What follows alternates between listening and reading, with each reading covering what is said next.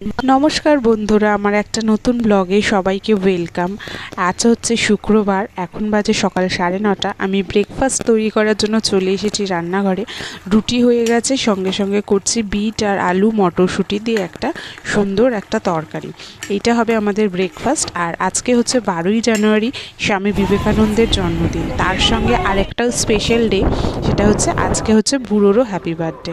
তো বুড়োকে নিয়ে সকাল সকাল চলে যাব গৌরীপুর মন্দিরে, যাচ্ছি পুজো দিতে। তাই জন্য মালা নেওয়া হয়ে গেছে, মিষ্টি ধূপকাঠি মোমবাতি নিয়ে চলে এসেছি মন্দিরে। আর দেখো, মন্দিরে ঢোকার সাথে সাথে পুজো দিতে যাবে, সেই সময় ঠাকুরমশাই বলছে এখন অঞ্জলি হচ্ছে, তো তাই জন্য বুড়োকেও দাঁড় করিয়ে দিল অঞ্জলি দেওয়ার জন্য।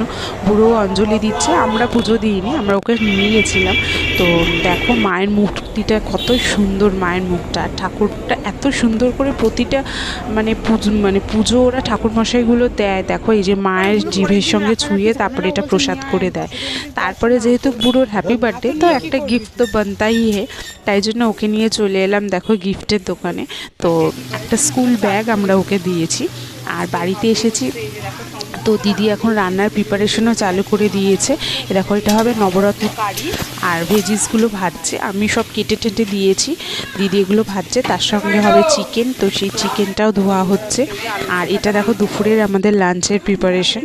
আর মা বাবা ভাই বুড়োকে একটু আশীর্বাদ করবে, তাই জন্য ধান দুব্বো, আর এই দুব্বোটা কিন্তু আমাদের সোনুই তুলে নিয়ে এসেছে। তো ধান দুব্বো দিয়ে এখন বুড়োকে একটু আশীর্বাদ করছে, আর একটু পায়েস খাইয়ে দেবে, আর তার সঙ্গে সঙ্গে তো গিফটও দেবে।